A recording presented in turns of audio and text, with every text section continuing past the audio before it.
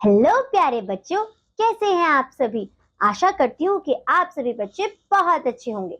तो बच्चों, हमने अपनी छोटी क्लासेस में पढ़ा था आदि मानव के बारे में, और वहां पर हमने ये भी समझा था कि किस तरीके से आदि मानव ने आग का इन्वेंशन किया। तो आज का जो हमारा चैप्टर है, आग व पहिए का आविष्कार, discovery of fire and wheel.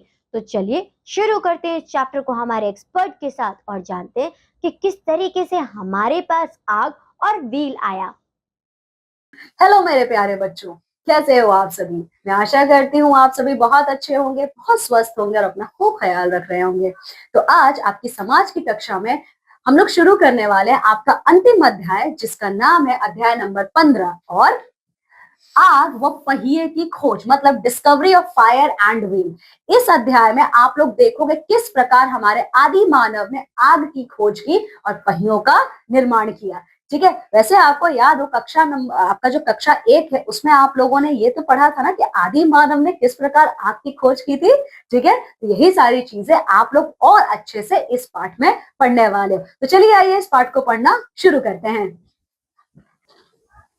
आदि मानव पहले पशुओं का कच्चा मांस ही खाता था। तो आदि मानव क्या करते थे, वो शिकार करते थे और शिकार किए हुए जानवर को ऐसे ही कच्चा खा जाते थे। ठीक है, उसको आग की जानकारी नहीं थी। और वो कच्चा क्यों खाते थे, क्योंकि उन्हें आग की जानकारी ही नहीं थी।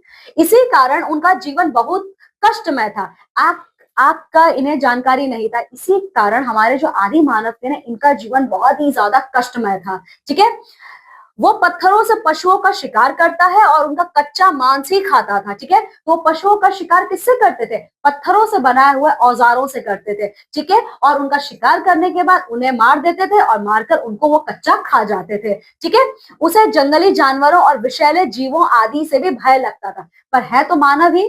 ठीक है, आदि मानव तो मानव ही थे, उन्हें तब भी जंगली जानवरों से और जो विषैले जीव जंतु होते हैं उनसे उन्हें डर लगता था। रात में अंधेरा होने के कारण जंगली जानवर उस पर हमला कर देते थे। अब इनके पास कोई घर तो होता नहीं था रहने के लिए, तो जब अंधेरा हो जाता था तो जंगली जानवर आदि मानव पे क्या करते थे, हमला कर देते थे। फल सब्जी आदि को भी वो कच्चा ही खाता था। ठीक है, अब वो सिर्फ कच्चा मांस ही नहीं खाते थे, वो फल फल तो ऐसे भी कच्चा खाया जाता है, वो सब्जियों को भी ऐसे ही कच्चा खा जाते थे। ठीक है, आदि मानव को आग का ज्ञान पाषाण युग में हुआ। ठीक है, तो एक युग आया था, हमारा जो ये पृथ्वी है ना, इसे हमने बहुत सारे युगों में विभाजित किया है। तो एक युग आया था जिसका नाम था पाषाण युग। ठीक है, तो इसी पाषाण युग में आपके आदि मानव को आग की जानकारी हुई थी। ठीक है, ये देखिए इस प्रकार से आग की जानकारी हुई थी। ठीक है, अब देखिए,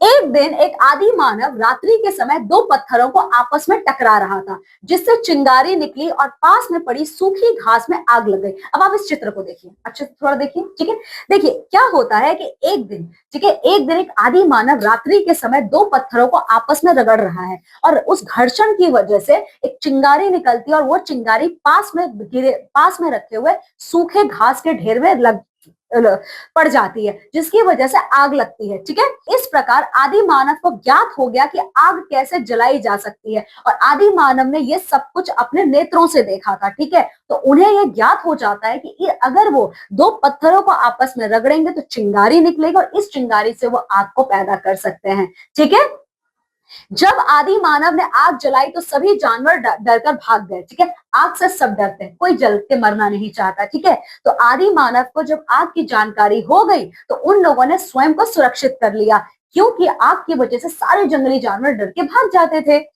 अब उनको यह भी समझ में आ गया कि आग जंगली जानवरों से हमारी रक्षा करेगी। तो इस प्रकार से आदि मानव को समझ में आया कि आग ही वो चीज है जो जंगली जानवरों से उनकी रक्षा कर सकता है। ठीक है,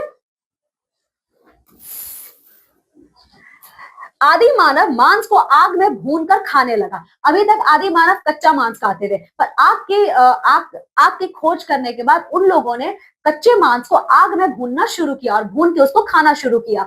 भुना हुआ मांस उसे अधिक स्वादिष्ट लगा और भुना हुआ मांस कच्चे मांस के तुलना में अधिक स्वादिष्ट था खाने में। आग ने उसे ठंड से बचाया, अंधेरे स्थान पर उजाला किया। और आग ने न केवल आदि मानव को ठंड से बचाया बल्कि अंधेरे स्थानों को उजाले से भर दिया।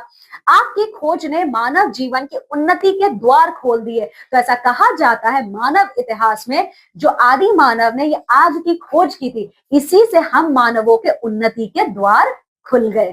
ठीक है,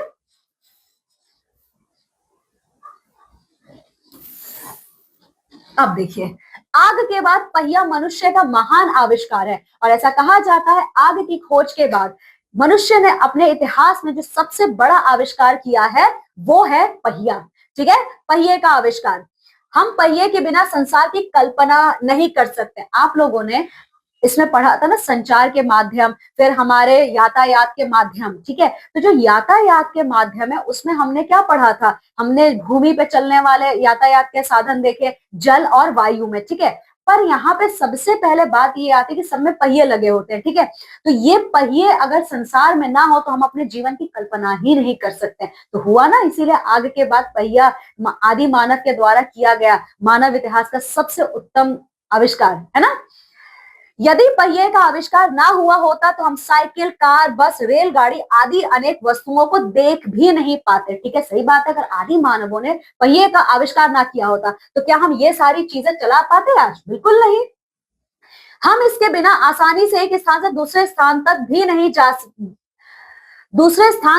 नहीं जा पाते। अब पहिया नहीं है तो ना ही आपका साइकिल होगा, कार, बस, रेलगाड़ी, कुछ नहीं होगा। तो इसका मतलब क्या है, आप एक जगह से दूसरी जगह इतनी आसानी से नहीं जा सकते। जाने का केवल एक ही स्रोत था, या तो पैदल जाइए या तो जानवरों पर बैठ के जाइए। ठीक है, चलिए निम्नांकित चित्रों को देखिए और सोचिए पहिए के बिना हमारा जीवन कितना कठिन होता। अब देखिए यहाँ पे ये कुछ चित्र दिए हैं, साइकिल, स्कूटर और ये कार का। ठीक है, अब आप एक बात बताइएगा, पहिए ना होते तो क्या है ये हमें देखने को मिलते? बिल्कुल नहीं। ठीक है, चलिए आइए अब देखते हैं जानने योग्य तथ्य क्या है।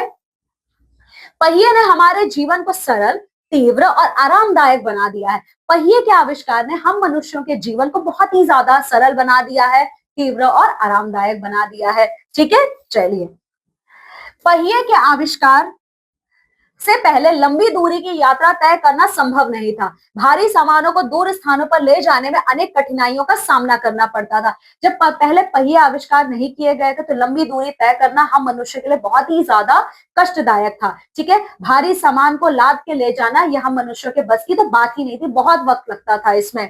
प्रारंभ में आदि मानव को अपना सामान स्लेज पर ले जाना पड़ता था, किंतु लंबी दूरी पर उबड़ खाबड़ रास्तों पर स्लेज से सामान ले जाना बहुत कठिन होता था। ठीक है, तो पहले क्या हुआ, प्रारंभ में जो आदि मानव थे ये स्लेज पे सामान लेके जाते थे। स्लेज का मतलब ये लकड़ी का एक पटरा टाइप का होता था जिसको जानवर खींचते थे। ठीक है, तो जहां पे आपका समतल स्थान है वहां पे तो ठीक होता था, लेकिन जहां से भूमि उबड़ खाबड़ होनी शुरू हो जाती थी तो सामान उस स्लेज पर से गिर जाता था। ठीक है,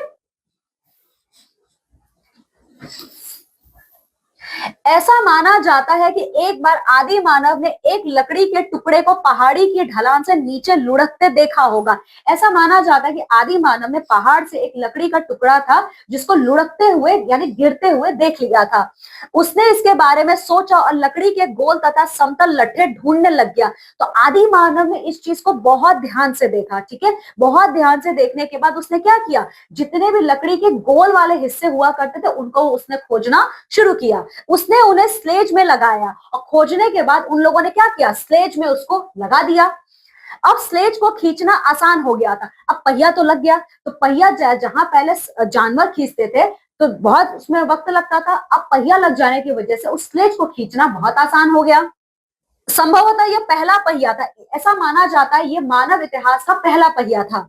इस प्रकार पहिए की खोज हुई। आदि मानव पहिए के आकार को निरंतर बदलता रहा जिससे उसे स्लेज को ढकेलना आसान हो गया। ठीक है, तो इस प्रकार से धीरे धीरे करके आदि मानव ने पहिए के आकार को निरंतर बदलना शुरू किया और ऐसे कहा जाता है कि शायद हो सकता है इसी की वजह से स्लेज से सामान को ढकेलना आसान हो गया।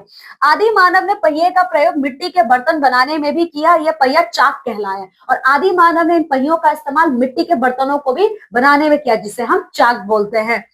आजकल यातायात के प्रत्येक साधन में पहिए का प्रयोग किया जाता है। साइकिल, स्कूटर, बस, ट्रक तथा रेलगाड़ी सभी में पहिए लगे होते हैं। छोटी बड़ी सभी मशीनें पहिए द्वारा ही चलती हैं और आज हमारे इस नवीनतम युग में पहिया हर साधन में लगा हुआ, यातायात के हर साधन में लगा हुआ है। यहाँ तक कि आपका हवाई जहाज में भी पहिया लगा हुआ है। ठीक है, तो ये देखिए कार है, ये आपका टैक्सी है, ये आपके साइकिल है, बस, ट्रक है और ये वैन है। इन सब में क्या है, पहिया लगा हुआ है। ठीक है, चलिए, पहिए के आविष्कार ने मानव के जीवन को पूरी तरह बदल कर रख दिया है। पहिया आदि मानव की महान खोज थी। तो पहिए के आविष्कार ने क्या किया, हमारे पूरे मानव इतिहास का रुख ही मोड़ के रख दिया। ठीक है, इसीलिए कहा जाता है पहिया हमारे आदि मानव का सबसे महानतम खोजों में से एक है। ठीक है, अब आइए देख लेते हैं जानने योग्य तथ्य क्या है।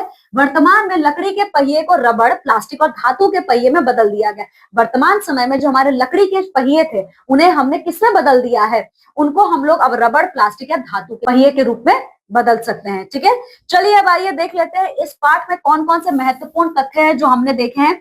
आदि मानव पहले सभी प्रकार का भोजन कच्चा ही खाता था, बिना पकाए के। आग की खोज हुई नहीं थी। आग का आविष्कार दो पत्थरों को टकराने से हुआ। आग कैसे बनी थी, दो पत्थर के टकराने से। पहिया मनुष्य का महान आविष्कार है। पहिया हम मनुष्यों का महान आविष्कार में से एक है। हम पहिए के बिना संसार की कल्पना नहीं कर सकते। पहिया अगर नहीं है तो हम अपने संसार की कल्पना भी नहीं कर सकते हैं।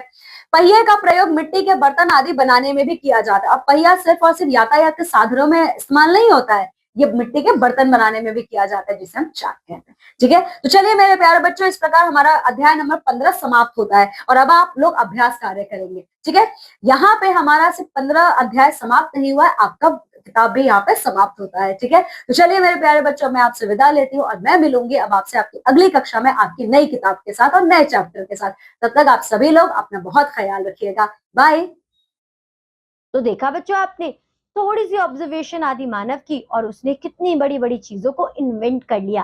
किस तरीके से उसने देखा कि जब एक छोटा सा लकड़ी का टुकड़ा पहाड़ी से गिरा तो वो किस तरीके से रोल रोल करते हुए आगे बढ़ा, जिससे उसे आइडिया मिला कि हाँ, वो इस तरीके से पहिए का इन्वेंशन कर सकता है। और कैसे खुद को बचाने के लिए उसने आग का इन्वेंशन करा, ताकि वो अपने आप को जानवरों से बचा सके। तो बच्चों, अगर आप भी छोटी छोटी चीजों को इतनी अच्छी तरीके से ऑब्जर्व करेंगे, उसके पीछे की साइंस को समझेंगे और उसे अपनी लाइफ में एप्लीकेबल करने की कोशिश करेंगे, तो आप भी कुछ ना कुछ जरूर इन्वेंट कर लेंगे। तो बच्चों, आशा है कि आपको ये चैप्टर पढ़कर बहुत मजा आया होगा और जानने को भी मिला होगा कि किस तरीके से हम क्रिएशंस करते हैं। तो आज के लिए बस इतना ही, क्योंकि आपकी बुक भी यहाँ पर खत्म होती है और आपका ये चैप्टर भी। आपको ये सारे कॉन्सेप्ट पढ़ने में मजा आया होगा, ऐसी मुझे आशा है। अब मैं आपसे मिलूंगी आपकी बड़ी क्लासेस में। तब तक के लिए बच्चों, have a good day, bye bye.